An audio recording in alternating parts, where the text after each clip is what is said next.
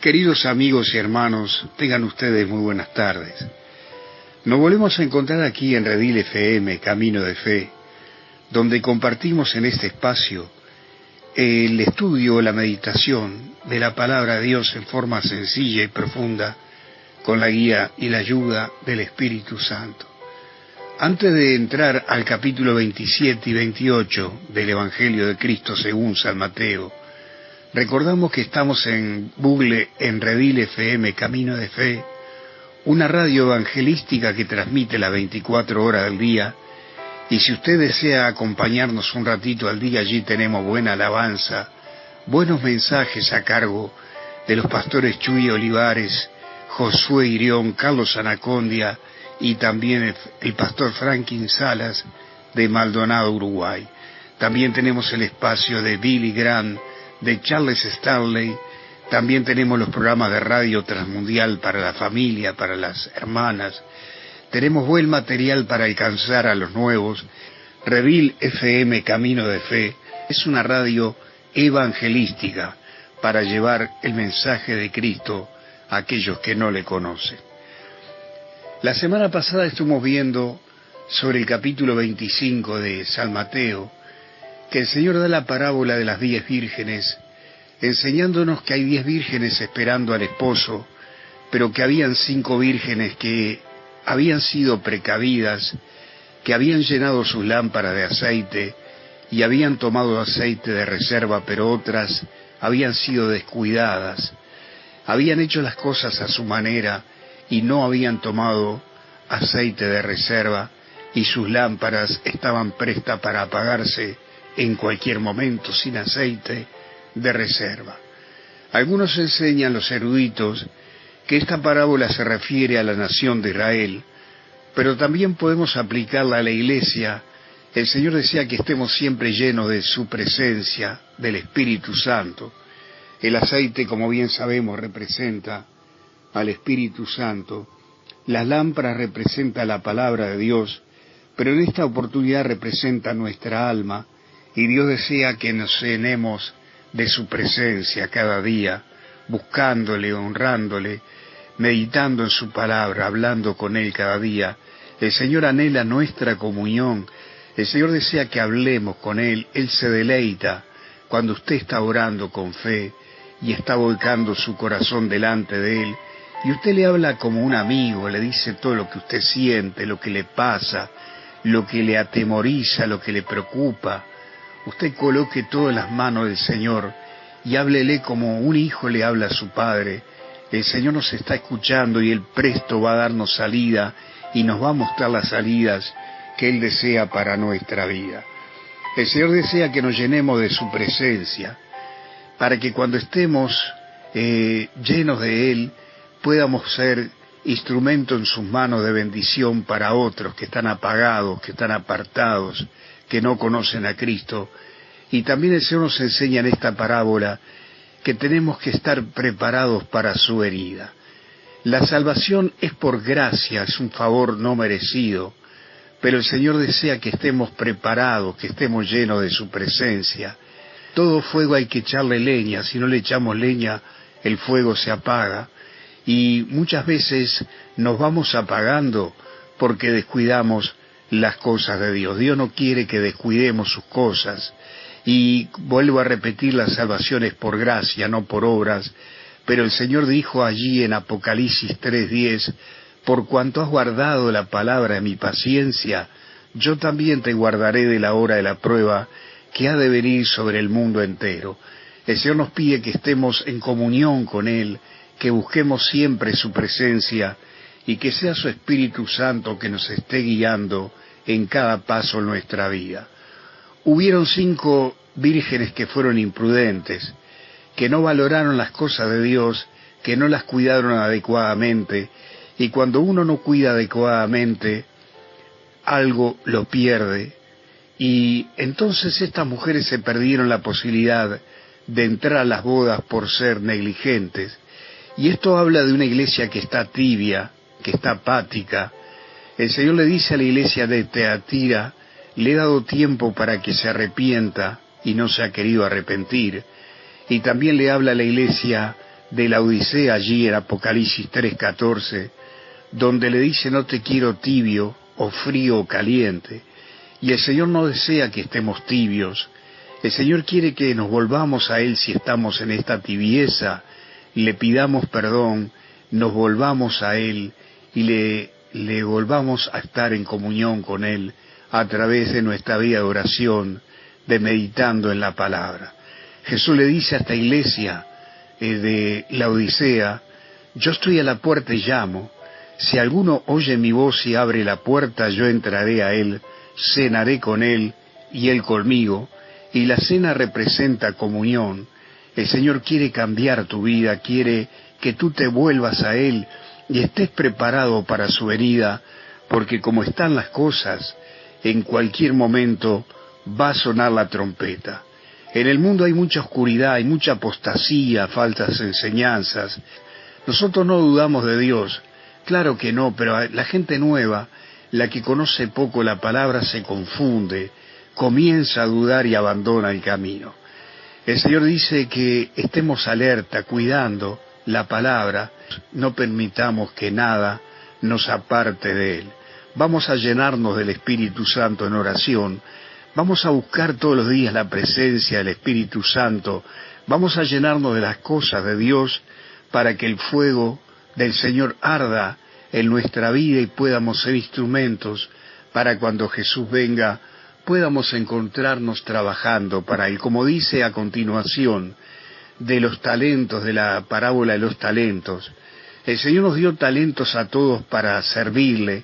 Unos tienen el talento para predicar, otros para enseñar, otros para cantar, otros para administrar. También tenemos talentos como podemos ayudar en la obra del Señor en cualquier forma. Hay gente que tiene talentos seculares y los utiliza para el beneficio de la iglesia del Señor. Acuérdense de Dorca, ella fabricaba vestidos para la gente pobre y era una bendición esa mujer de fe con la costura. Ayudó a muchísima gente y cuando ella murió, la gente lloraba por ella porque ella era una mujer de fe, un ejemplo, y tuvieron que ir a buscar a Pedro para que orara por ella y resucitara. Y vemos que podemos ser instrumento de Dios dando un volante, yendo a visitar un caído, un enfermo, hablándole a un vecino de Jesús, diciéndole: Jesús es tu única esperanza, agárrate fuerte de Él. Muchas veces podemos ser útiles regalando un Nuevo Testamento, hablándole a la gente, pero todos tenemos un don que podemos usarlo siempre, que es orar por aquellos que están perdidos, aquellos que están apartados, porque la gente que está perdida no sabe que está perdida. Hay que orar por ella para que Dios le abra la mente, para que Dios quite el velo y el Espíritu Santo le convenza de pecado y esas personas puedan volverse a Dios. El Señor nos ha dado talentos para edificación del cuerpo de Cristo, para ayudarnos unos con otros, para apoyarnos, para consolarnos, para fortalecernos, y para que el mundo pueda conocer a Cristo, tenemos que en primer lugar orar y buscar la presencia de Dios en todo lo que hagamos, para que todo lo que hagamos dé frutos para vida eterna.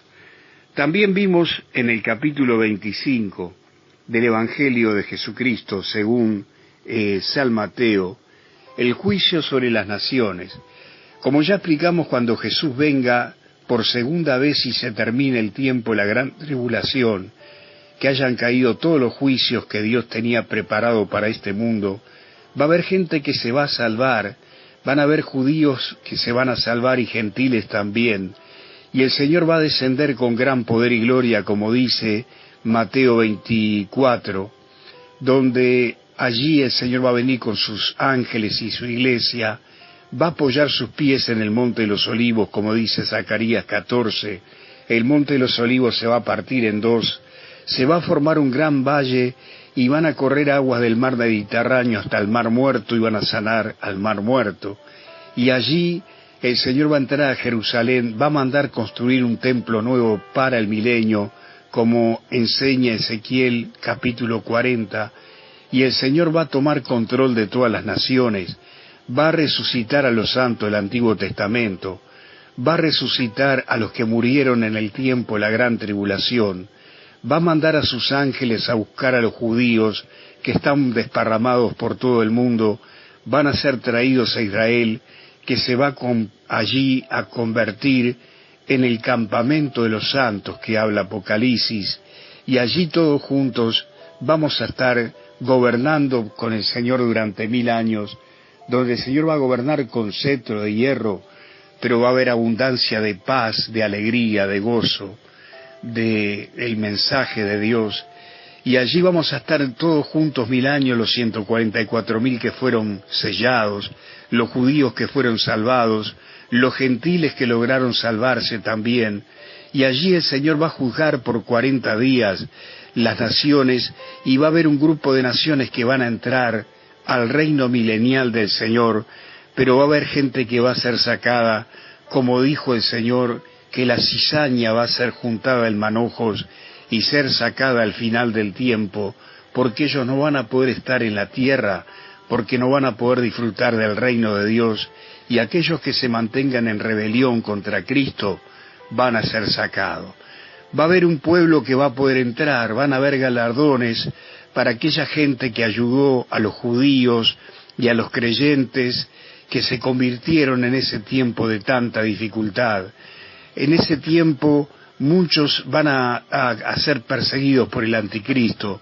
Van a haber 144.000 judíos que van a predicar la palabra, dicen los entendidos, y aquellos que ayuden a estos 144.000 judíos, o a cualquier judío que esté siendo perseguido o creyente, que se haya convertido en el tiempo de la gran tribulación.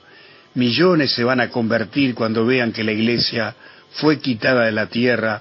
Muchos se van a volver a Cristo, tibios se van a volver a Cristo, y aquellos que ayuden a los creyentes y permitan que se predique el Evangelio, allí, a pesar de las circunstancias tan adversas, el Señor va a recompensar a esa gente con galardones, y no solamente galardones, van a poder entrar al milenio, donde el Señor va a gobernar durante 1000 años, va a cambiar todas las cosas, incluso hasta los animales, y después del milenio va a venir el juicio del gran trono blanco, donde los que están perdidos van a ser juzgados, como dice allí Apocalipsis, y también luego de este juicio del gran trono blanco, el Señor va a hacer cielos nuevos, tierra nueva, las naciones salvas, y gran parte de Israel va a estar en la nueva tierra que Dios va a ser un jardín maravilloso, que no van a existir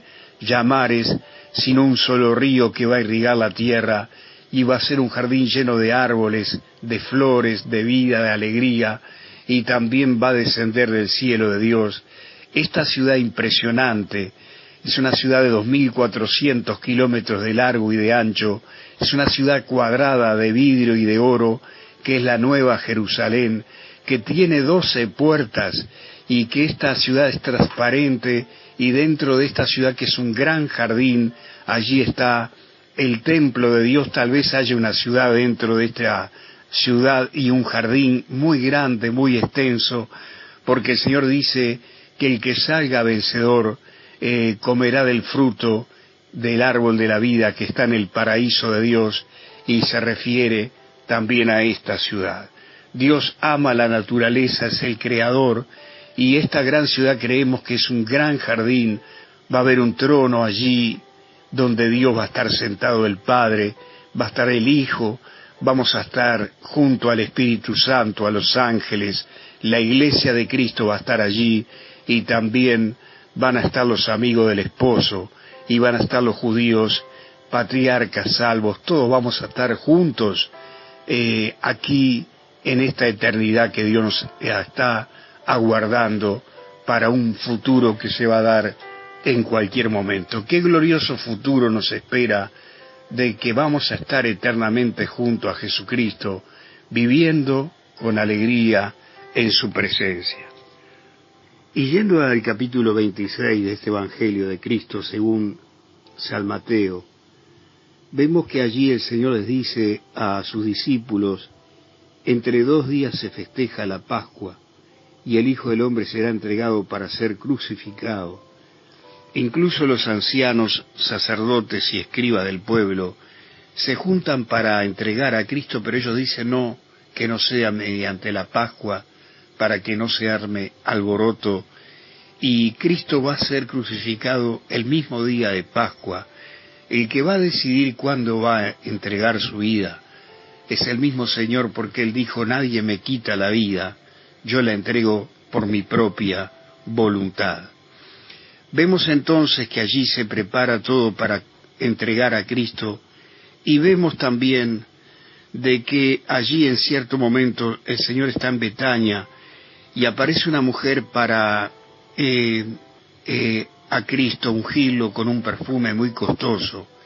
Y dice el Evangelio de Juan que esta mujer es María, la hermana de Lázaro, y vuelca sobre el Señor un perfume muy costoso, donde incluso uno de los discípulos, que es Judas Iscariote, dice, este gran perfume de gran precio podía haber sido vendido y dado a los pobres.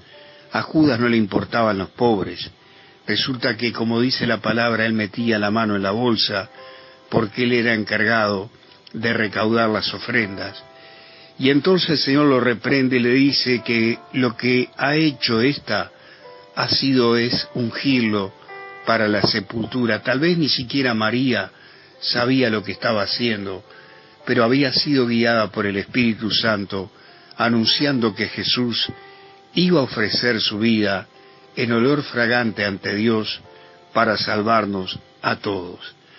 Vemos también que Judas se ofrece para traicionar a Cristo, y él esperaba que Cristo libertara a Israel, pero cuando se dio cuenta que Cristo no vino a libertar a Israel, sino a traer el mensaje, el Evangelio, a traer un nuevo reino espiritual para cambiar los corazones, él se volvió contra Jesús y entonces decidió traicionarlo. Y él pensó que Cristo iba a zafar, que como él tenía poder, no le iban a poder apresar, pero luego se dio cuenta de que había cometido un error. En el versículo 17 del capítulo 26 vemos que el Señor cena con sus discípulos, incluso está Judas, y el Señor después de la cena toma el pan y lo parte y dice, tomad, este es mi cuerpo. Y en otro evangelio dice, porque será partido por vosotros. Y el Señor va a entregar su cuerpo para ser flagelado, como dice Isaías 53, y a través de esas llagas el Señor logró la sanidad espiritual y física para nosotros. Y también toma la copa y dice, tomad, esto es mi sangre que se derrama para remisión de pecado de muchos. El Señor con su muerte iba a comprar nuestras almas, iba a pagar nuestra deuda, iba a cumplir con el juicio y la sentencia de Dios. Él ocupó nuestro lugar, nosotros teníamos que estar en esa cruz, pero Cristo se ofreció por su gran amor morir en nuestro lugar para que nosotros no fuéramos condenados al infierno. Gracias a Él fuimos rescatados de la condenación eterna por medio de ese sacrificio tan precioso y tan sufriente para Él.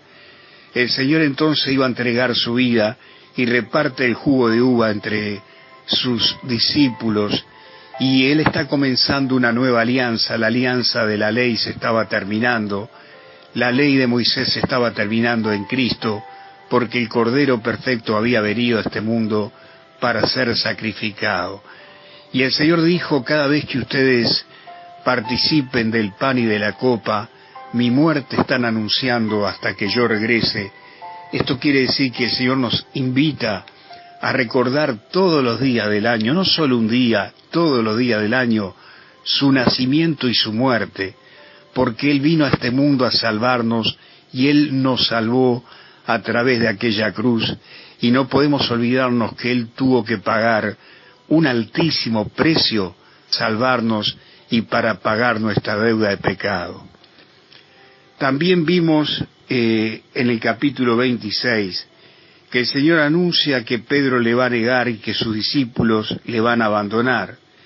Y Pedro porfiadamente dice que no, pero vemos que luego sí le va a traicionar.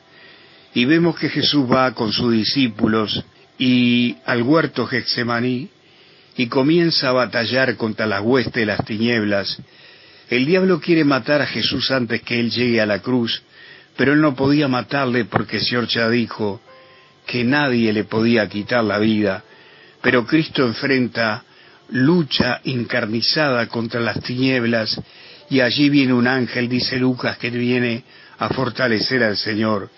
Y el Señor le pide al Padre, si es posible, pasar esa copa de él, si no había otra forma de salvar la humanidad. Pero Cristo no tenía temor de la cruz, porque él, antes de venir a esta tierra, ya sabía que venía, sino a Cristo le angustiaba el momento que iba a quedar solo, porque el Padre le va a dar la espalda a su Hijo, porque Cristo se va a convertir en pecado, en maldición.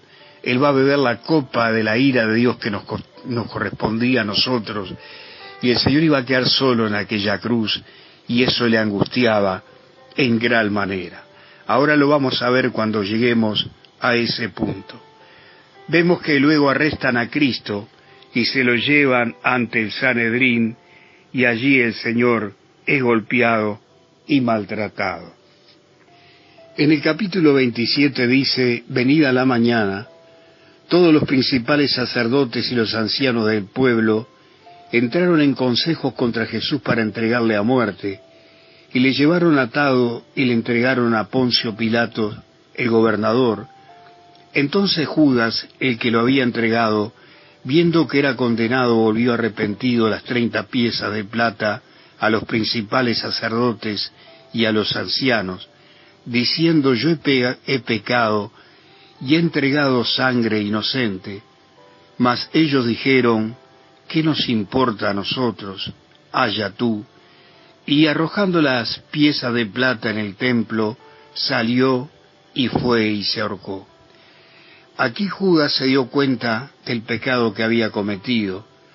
Sentía remordimiento de conciencia.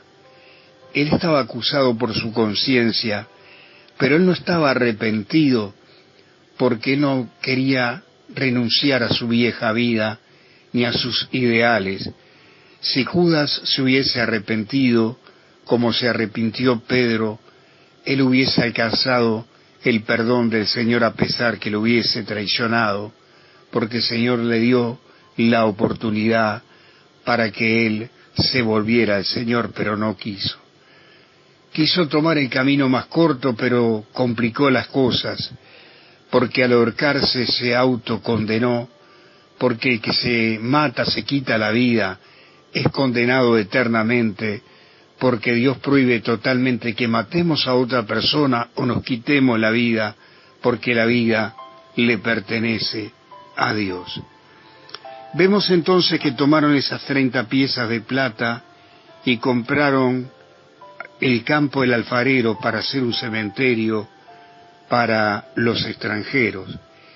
Y dice el versículo 15 de este capítulo 27, ahora bien, en el día de la fiesta acostumbraba el gobernador soltar al pueblo un preso, el que quisiesen, y tenían entonces un preso famoso llamado Barrabás. Reunido pues ellos, les dijo Pilato: ¿a quién quiere que os suelte, a Barrabás o a Jesús llamado el Cristo? Porque sabía que por envidia le habían entregado. Y estando él sentado en el tribunal, su mujer le mandó decir: no tengas nada con ese justo, porque hoy he padecido mucho en sueños por causa de él. Pero los principales sacerdotes y los ancianos persuadieron a la multitud que pidiesen a Barrabás y que Jesús fuese muerto. Y respondiendo el gobernador les dijo: ¿a cuál de los dos queréis que os suelte? Y ellos dijeron: a Barrabás. Y Pilato dijo: ¿qué pues haré con Jesús llamado el Cristo? Y todos ellos dijeron: sea crucificado. Y el gobernador les dijo: pues qué mal ha hecho. Pero ellos gritaban aún más, diciendo: sea crucificado. Viendo Pilatos que no adelantaba nada, sino que se hacía más alboroto, tomó agua y se lavó las manos delante del pueblo, diciendo: inocente soy yo de la sangre de este justo, haya vosotros. Y respondiendo todo el pueblo dijo: su sangre sea sobre nosotros y sobre nuestros hijos. Entonces le soltó a Barrabás, y habiendo azotado a Jesús, le entregó para ser crucificado. Pero aquí en este momento el que estaba siendo juzgado no era Jesús, sino el gobierno romano, y Pilatos era su representante. Pilato falló en esta prueba porque él podía haber decretado que Cristo quedara libre, él podía haber soltado a Cristo y haberse visto libre de esa culpa, y aunque aquí Pilatos hubiese soltado a Jesús, igual él iba a ser crucificado contra la voluntad de Pilato de alguna forma, porque se tenía que cumplir el plan de Dios. Pero en esta oportunidad Pilatos dejó de que Cristo fuese crucificado porque él temía perder su puesto, pero tristemente allí él lo perdió más adelante, porque fue sacado de gobernador de aquel lugar y fue puesto en un lugar y murió en el olvido. Y luego, 40 años después, Roma fue juzgada y cayó Roma por causa de su pecado. Vemos entonces que entrega a Cristo para que sea crucificado, y en primer lugar le azotan al Señor, y luego dice que suelta a Barrabás, queda libre este culpable, porque el Señor ocupó su lugar y nuestro lugar. Entonces los soldados del gobernador llevaron a Jesús al pretorio, y reunieron alrededor de él toda una compañía, y desnudándole le echaron encima un manto de escarlata, y pusieron sobre su cabeza una corona tejida de espinas, y una caña en su mano derecha, e hincando la rodilla delante de él, le encarnecían diciendo: «Salve, Rey de los judíos», y escupiéndole tomaban la caña y le golpeaban en la cabeza, y después de haberle escarnecido, le quitaron el manto, le pusieron sus vestidos y le llevaron para crucificarle. Aquí el Espíritu Santo no permite que Mateo dé muchos detalles, ni tampoco los otros evangelios, porque este es un pacto secreto entre Dios y su Hijo, y entre Dios y su Iglesia. Dios va a revelar a nuestro espíritu realmente el sufrimiento de Cristo, pero lo va a hacer a su manera, porque el Señor no quiere que sintamos compasión por Él, sino amor, y ese amor produce fe, y esa fe produce obediencia. Cristo, el Señor Jesucristo, allí flagelado con el látigo romano, lo golpearon hasta destrozar su cuerpo, le colocaron una corona de espinas, y en esa corona el Señor estaba redimiendo al planeta Tierra, y también se burlaron, le golpearon, le escupieron, hicieron con él lo que quisieron. Como dice Isaías 53, él fue como oveja en silencio al matadero, él no abrió su boca, y todo lo hizo por amor a nosotros. En el versículo 32 dice: cuando salieron hallaron a un hombre de Cirene que se llamaba Simón. A éste obligaron a que llevase la cruz, y cuando llegaron a un lugar llamado Gólgota, que significa lugar de la calavera, le dieron a beber vinagre mezclado con hiel, pero después de haberlo probado, no quiso beberlo. Este líquido era algo que servía como una anestesia. La persona amortiguaba el sufrimiento horroroso de aquella cruz bebiendo este líquido, pero Cristo no quiso tomarlo porque quiso estar consciente de lo que estaba sufriendo. Cuando lo hubieron crucificado, repartieron entre sí sus vestidos, echando suerte, para que se cumpliese lo dicho por el profeta: partieron entre sí mis vestidos, y sobre mi ropa echaron suerte, y sentados le guardaban allí. Y pusieron sobre su cabeza su causa escrita: Este es Jesús, el Rey de los judíos. Aquí Cristo entonces es crucificado, con gran dolor y sufrimiento, pero el Señor guarda silencio, Y allí se cumple lo que dice David en el Salmo 22, que echan suerte sobre sus ropas. Si usted quiere ver una profecía de 700 años más o menos antes de que suceda, antes de que Cristo venga a esta tierra, allí el rey David profetizó la muerte y el sufrimiento y la resurrección de Cristo en el Salmo 22. Allí el título de por qué era crucificado era porque ellos decían que Cristo había dicho que Él era el rey de los judíos, y Jesús dijo que había venido a traer el reino de su Padre, a traer un nuevo reino espiritual, y vino a enseñarnos una nueva vida, pero por envidia los religiosos le habían traicionado. Entonces crucificaron con Él 2 ladrones, uno a la derecha y otro a la izquierda, y los que pasaban le injuriaban meneando la cabeza, y diciendo: tú que derribas el templo, y en 3 días lo reedificas, sálvate a ti mismo si eres hijo de Dios, desciende de la cruz. De esta manera también los principales sacerdotes, escarneciéndoles con los escribas y los fariseos y los ancianos, decían: a otro salvó, a sí mismo no se puede salvar. Si Él es el Rey de los judíos, descienda ahora de la cruz y creeremos en Él. Confió en Dios, líbrele ahora si le quiere, porque ha dicho: soy hijo de Dios. Y lo mismo le injuriaban también los ladrones que estaban crucificados con Él. Y desde la hora 6 hubo tinieblas sobre toda la tierra hasta la hora 9. Aquí la gente se gozaba, disfrutaba de la muerte de Cristo, gente muy morbosa. Y decían: ¿por qué no desciende de la cruz y vamos a creer? El mundo pide señales para creer, pero Dios dice: no, hay que creer para luego poder ver. Y ojo, porque estaban acusando y burlándose de un siervo de Dios que era Dios mismo. Y muchas veces hacemos este mismo pecado, juzgamos, degradamos y condenamos a un siervo de Dios bien parado.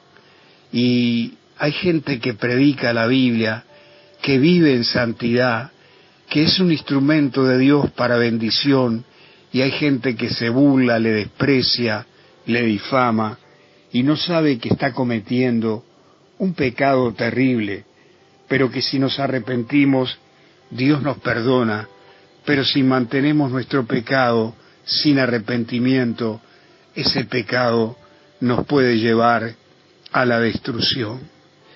Aquí dice que desde el mediodía hasta las 3 de la tarde, que es donde el Señor va a entregar su vida, hay tinieblas, el mundo se llena de tinieblas, porque todo el mundo está siendo juzgado en ese momento, pero el juicio está cayendo en Jesucristo, no en el hombre, sino que está cayendo en el eterno Hijo de Dios, y en ese momento es cuando Dios retira su mirada de su Hijo, retira un poquito su presencia, porque su Hijo se ha convertido en pecado, en maldición, y aparte el Señor ve a su Hijo sufriendo en aquel lugar, y seguramente se conmovió sus entrañas, y el Señor le dio la espalda a Cristo, y es cuando el Señor dice, cuando llegó la hora 9, Jesús clamó a gran voz, diciendo: Elí, Elí, lama sabactani. Esto es: Dios mío, ¿por qué me has desamparado? Este es el momento donde el Señor tenía tanta angustia que iba a suceder esto, esa eterna comunión de amor que nunca se había fracturado, que nunca se habían separado, hoy se vio fracturada por nuestro pecado, y allí el Padre le da la espalda a su Hijo.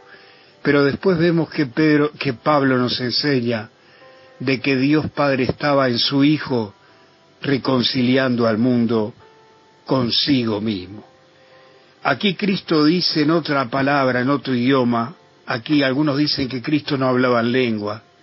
Nadie estuvo cuando Jesús oraba a solas, entraba a la presencia del mismo Padre, y tal vez él hablaba en otras lenguas como él nos dio a algunos de nosotros, y él tal vez aquí estaba hablando en lenguas. Dice que el que ora en lenguas habla en el Espíritu a Dios, y el mismo Espíritu de Dios intercede por nosotros con gemidos incomprensibles. Y entonces el Señor allí se vio por unos segundos abandonado por el Padre. Y algunos de los que estaban allí, como no entendieron lo que Cristo dijo, pensaban que llamaba a Elías, y al instante corrió uno de ellos, tomó una esponja y la empapó de vinagre, y poniéndola en una caña le dio a beber. Pero otros decían: deja, veamos si viene Elías a librarle. Mas Jesús, habiendo otra vez clamado a gran voz, entregó su espíritu. He aquí el velo del templo se rasgó en dos, de arriba abajo, y la tierra tembló, y las rocas se partieron, y se abrieron los sepulcros, y muchos cuerpos de santos que habían dormido se levantaron, y saliendo de los sepulcros, después de la resurrección de él, vinieron a la santa ciudad, y aparecieron a muchos. El centurión y los que estaban con él guardando a Jesús, visto el terremoto y las cosas que habían sido hechas, temieron en gran manera y dijeron: verdaderamente, este era Hijo de Dios. El Señor a las 3 de la tarde, a la hora que se acostumbraba a ofrecer el sacrificio de la tarde, el Señor entrega su vida en ese día de Pascua, entrega su alma, y en otro evangelio dice el Señor: consumado es, porque se había cumplido todo el plan de Dios desde antes de la fundación del mundo. Cristo muere, va al centro de la tierra a buscar en el seno de Abraham a los suyos, y vemos que cuando el Señor muere, el templo, allí el velo del templo se parte en dos, el camino al lugar santísimo queda abierto, y ahora todo fiel creyente puede entrar a la presencia del Padre y buscar el socorro de Dios, como dice Pablo: entremos confiadamente al trono de la gracia. Gracias al sacrificio de Cristo alcanzamos no solo la vida eterna, sino ahora una vida de bendición y de comunión delante del Señor, y la esperanza de estar eternamente con Él. Vemos entonces que el Señor entrega su vida por nosotros, y se cumple todo lo que la palabra estaba escrita en el Antiguo Testamento. Los soldados que están en aquel lugar se dan cuenta que Cristo es el Señor, es el eterno Hijo de Dios. Estaban allí muchas mujeres, dice el versículo 55 de este capítulo 27, mirando de lejos, las cuales habían seguido a Jesús desde Galilea sirviéndole, entre las cuales estaba María Magdalena, María la madre de Jacobo y de José, y la madre de los hijos de Zebedeo.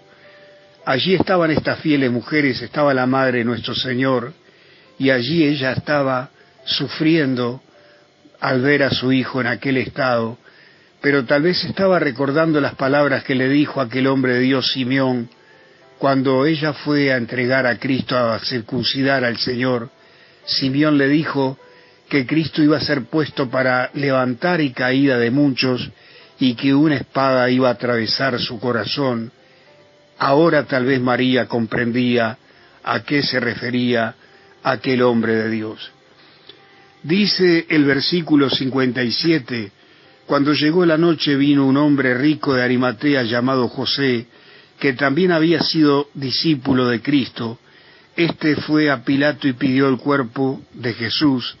Entonces Pilato mandó que se le diese el cuerpo, y tomando José el cuerpo lo envolvió en una sábana limpia, lo puso en su sepulcro nuevo que había labrado en la peña, y después de hacer rodar una gran piedra en la entrada del sepulcro, se fue, y estaban allí María Magdalena y la otra María sentada delante del sepulcro. Estas mujeres estaban consternadas, tal vez no entendían lo que estaba sucediendo, tal vez pensaban de que todo se había terminado. ¿Qué había pasado con aquel Señor que hacía tantos milagros y de pronto ya no estaba? Pero ellas estaban mirando las cosas según la mirada del hombre, según nuestro punto de vista, pero ellos no estaban viendo las cosas según el punto de vista de Dios. Aquella aparente derrota era un triunfo sobre la muerte, sobre el pecado, sobre la condenación eterna, sobre el diablo, sus demonios. Allí toda la rebelión de Satanás quedó aplastada por la muerte de Cristo, porque el Señor iba a volver a la vida, iba a demostrar que Él era Dios y que Él venció la muerte y el infierno y Satanás, y va a estar eternamente junto a nosotros y junto al Padre. Al día siguiente, que es después de la preparación, se reunieron los principales sacerdotes y los fariseos ante Pilato diciendo: Señor, nos acordamos que aquel engañador dijo, viviendo aún, después de 3 días resucitaré. Manda pues que se asegure el sepulcro hasta el 3er día, no sea que vengan sus discípulos de noche y lo hurten, y digan al pueblo, resucitó de entre los muertos, y será el postrer error peor que el primero. Y Pilato le dijo: ahí tienen una guardia, id y aseguradlo como sabéis. Entonces ellos fueron y aseguraron el sepulcro, sellando la piedra y poniendo la guardia. Aquí vienen estos religiosos que no descansan, pidiendo una guardia especial para cuidar el sepulcro de Cristo, pero esto pensamos que era el plan de Dios para que hubiese testigo de que no eran los discípulos que iban a sacar el cuerpo, sino que Cristo iba a resucitar, iba a salir de aquel lugar, y ahora lo vamos a ver. Vemos que Cristo va a estar 3 días y 3 noches en el sepulcro, y al 3er día va a resucitar. Pasado el día de reposo al amanecer del primer día de la semana, que es domingo, vinieron María Magdalena y la otra María al ver el sepulcro, y hubo un gran terremoto porque un ángel del Señor descendió del cielo y llegando removió la piedra y se sentó sobre ella. Su aspecto era como un relámpago y su vestido blanco como la nieve, y de miedo de él los guardias temblaron y quedaron como muertos. Mas el ángel respondió y dijo a las mujeres: no temáis vosotras, porque yo sé que buscáis a Jesús, el que fue crucificado. No está aquí, pues ha resucitado como dijo. Venid y ved el lugar donde fue puesto el Señor, e id pronto y decid a los discípulos que ha resucitado de los muertos, y he aquí, que va delante de vosotros a Galilea, y allí le veréis, he aquí, os lo he dicho. El ángel quita la piedra para que las mujeres puedan entrar, y luego también algunos discípulos, y puedan ver que Cristo ya no estaba allí. Cristo no necesitaba que la piedra sea quitada para salir. Él traspasó aquellas paredes de roca, porque su cuerpo glorificado ahora le permitía. Estas mujeres ven este ángel y salen corriendo con el mensaje que el ángel le da, y dice: entonces saliendo del sepulcro, con temor y gran gozo, fueron corriendo a dar las buenas nuevas a los discípulos, y mientras iban a dar las nuevas a los discípulos, he aquí que Jesús salió al encuentro diciendo: salve, y ellas acercándose abrazaron sus pies y le adoraron. Entonces Jesús le dijo: no temáis, id y dad las nuevas a mis hermanos, para que vayan a Galilea, y allí me verán. Estas mujeres de fe creen en el mensaje del ángel, y por esta razón Cristo se les aparece. Cada evangelista, excepto Juan, enseña algo diferente porque cada uno lo va a enseñar bajo su punto de vista y de la información que ellos tienen, pero esta información no se contradice, sino que una complementa a la otra. En el versículo 11 de este capítulo 28, mientras ellas iban aquí, unos de la guardia fueron a la ciudad y dieron aviso a los principales sacerdotes de todas las cosas que habían acontecido, y reunidos con los ancianos y habiendo hecho consejo, dieron mucho dinero a los soldados, diciendo: decid vosotros, sus discípulos vinieron de noche y lo hurtaron, estando nosotros dormidos, y si esto lo oyere el gobernador, nosotros le persuadiremos y os pondremos a salvos. Y ellos, tomando el dinero, hicieron como se les había instruido, y este dicho se ha divulgado entre los judíos hasta el día de hoy. Vemos que estos religiosos no paran de seguir mintiendo y querer obstruir la obra de Cristo, pero más adelante muchos de ellos se van a convertir al Señor. Pero los 11 discípulos se fueron a Galilea, al monte donde Jesús le había ordenado, y cuando le vieron le adoraron, pero algunos dudaban. Y Jesús se acercó y les habló diciendo: toda potestad me es dada en el cielo y en la tierra, por tanto id y haced discípulos a todas las naciones, bautizándolos en el nombre del Padre, del Hijo y del Espíritu Santo, y enseñándole que guarden todas las cosas que os he mandado. He aquí, yo estoy con vosotros todos los días, hasta el fin del mundo. Amén. Aquí vemos que las mujeres y los discípulos adoran a Cristo. Esto confirma para los incrédulos que Cristo es Dios, porque si no fuese Dios, no hubiese permitido que le adoren. Y Cristo le da la gran comisión de que vayan por toda la tierra enseñando lo que Él nos ha enseñado a nosotros. Los verdaderos siervos de Dios enseñan la palabra tal cual como está. Enseñan todo lo que dice la Biblia sin quitarle y sin agregarle nada. El mensaje de Cristo tiene que estar basado en la Biblia, y en toda iglesia bien firme en el camino se predica y se enseña también la Biblia, libro por libro y capítulo por capítulo, porque es la mejor forma de comprender la Biblia, es leyéndola como leemos un libro común, desde el comienzo hasta el fin. Es importantísimo conocer toda la palabra. El Señor no nos mandó a profetizar, nos mandó a predicar y a enseñar su palabra, a hablar de Él, para preparar a los nuevos que conozcan a Cristo, y cuando venga Cristo por su iglesia, todos podamos irnos con Él. Vemos el gran amor del Señor Jesucristo, la santidad, la integridad, el poder, la autoridad. Desde el comienzo de este Evangelio nos enseña que Cristo vino a este mundo, se hizo pobre para enriquecernos a todos. Él nació en un simple pesebre porque Él no iba a depender de los bienes de este mundo, sino del Padre. Él vino a deshacer las obras del diablo. Él nos mostró el camino, Él caminó por ese camino que nos enseñó. Él es el camino, y entregó su vida para salvarnos, pero al tercer día resucitó, regresó al cielo, y Él nos prometió que va a venir a buscarnos. ¡Qué grande es el amor de Dios!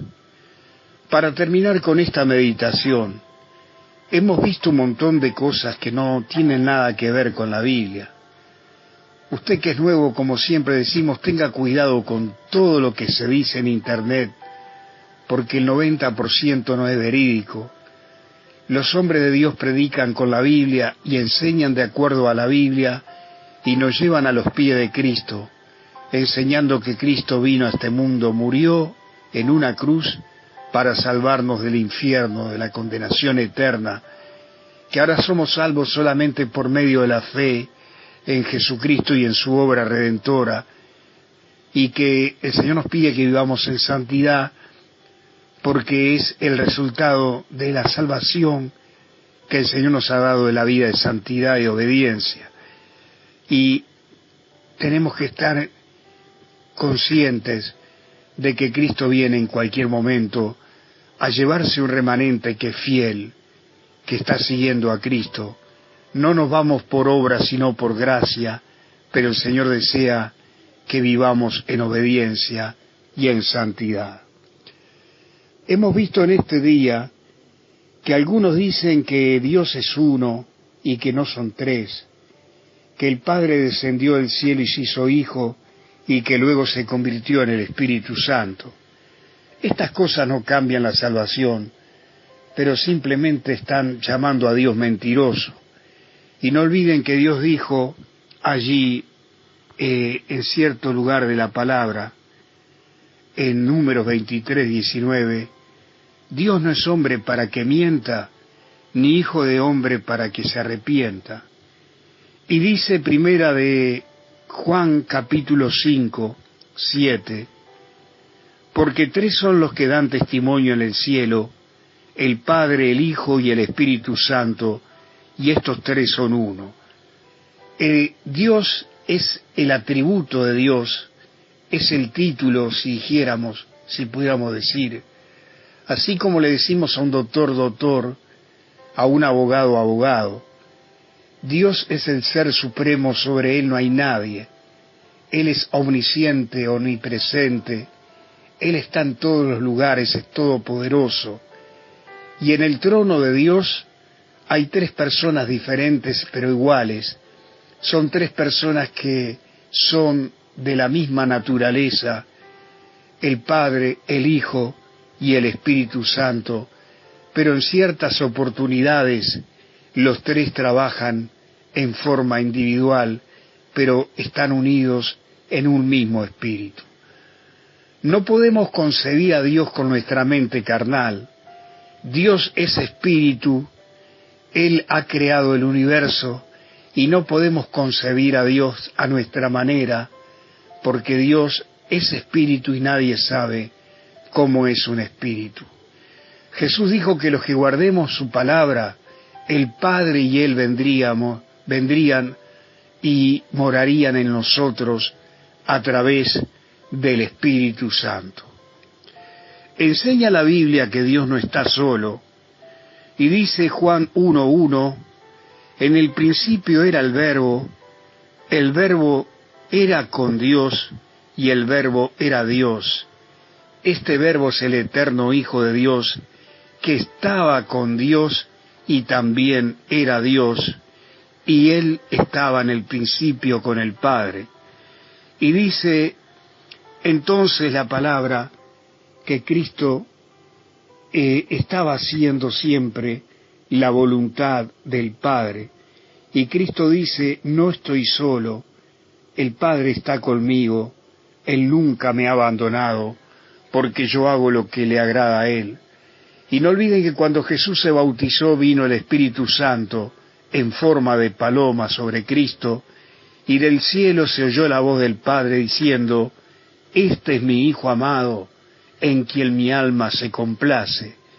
Y luego le dice a los discípulos, cuando Cristo se está transfigurando, este es mi Hijo amado, quien mi alma se complace, a Él oíd. ¿Qué quiere decir? Que Dios está mintiendo, que Cristo está fingiendo que el Padre está hablando del cielo. Esta es una difamación, que es un pecado. Tengamos cuidado los que dicen que Dios es uno solo. Hay religiones que enseñan que Dios es Hijo y luego Espíritu Santo. La misma Biblia enseña desde el comienzo, en Génesis 1:26 dice, entonces dijo Dios, hagamos al hombre a nuestra imagen conforme a nuestra semejanza. Aquí está el consejo divino hablando entre ellos, Dios Padre, Dios Hijo y Dios Espíritu Santo. La palabra Dios en hebreo es Elohim, y quiere decir que es más de una persona.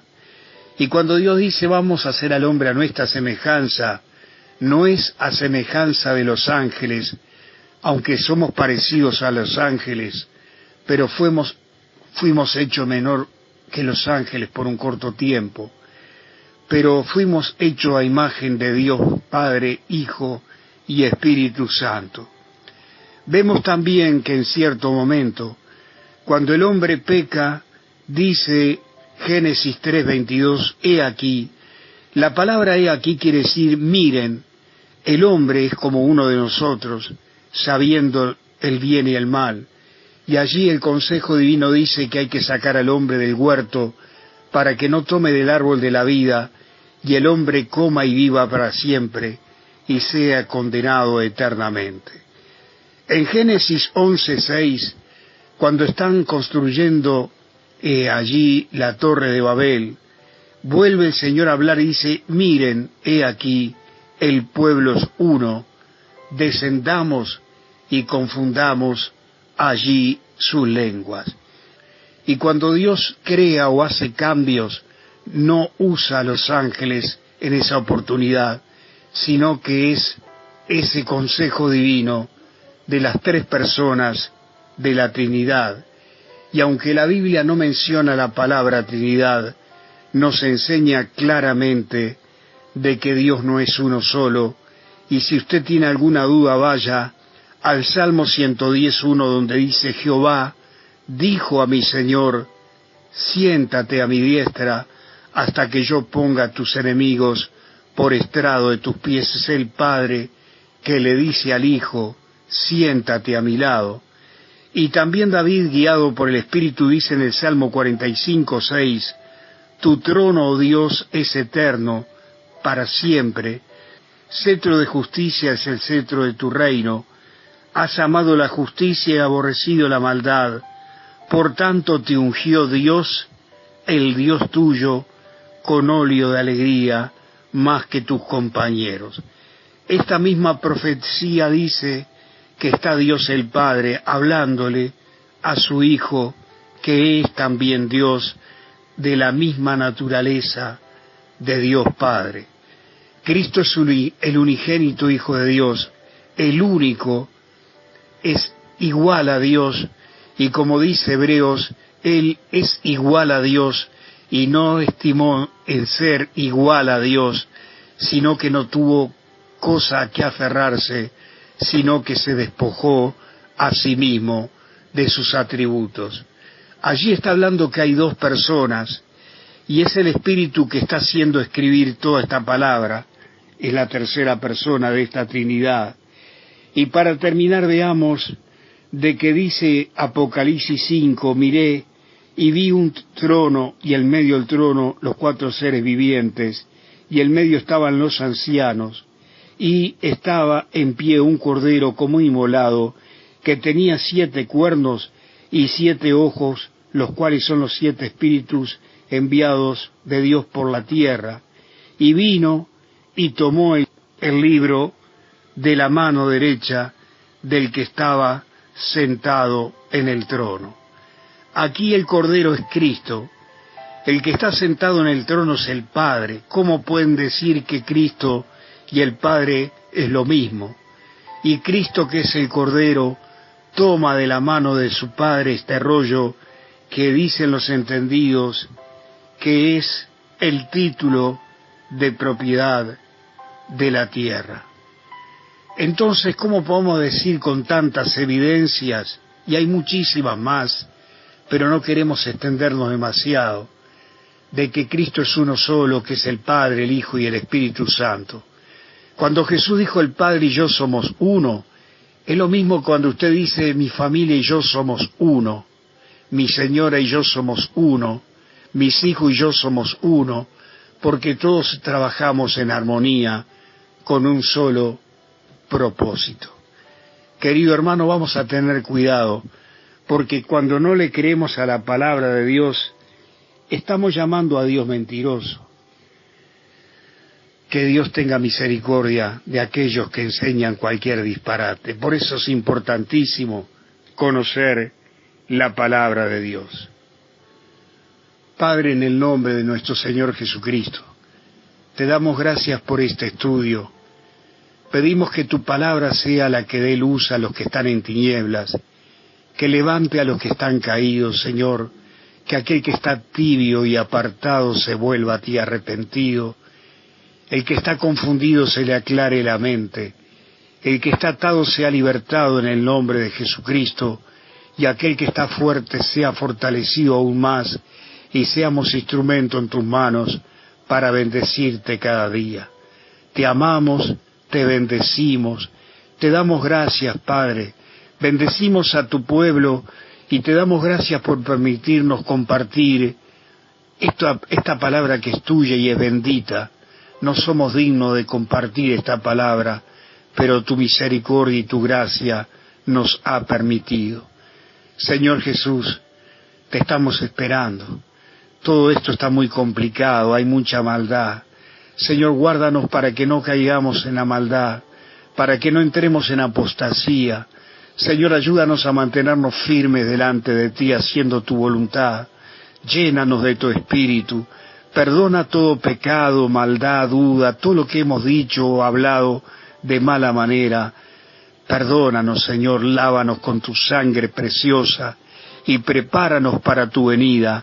Nos vamos porque tú nos has salvado, tú eres nuestra salvación, pero tú nos pediste en tu amor que te obedeciéramos y que te esperáramos llenos de tu Espíritu.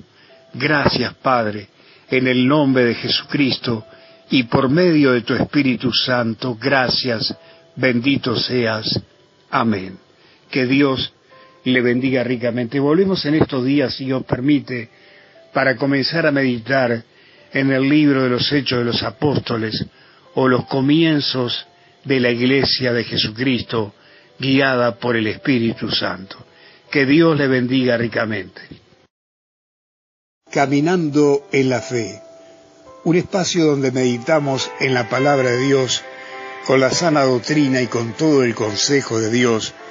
Lo hacemos en forma sencilla y profunda, con la luz y la guía del Espíritu Santo, para seguir creciendo juntos en este camino de la fe y conocer más a nuestro Señor Jesucristo y su palabra para vida eterna.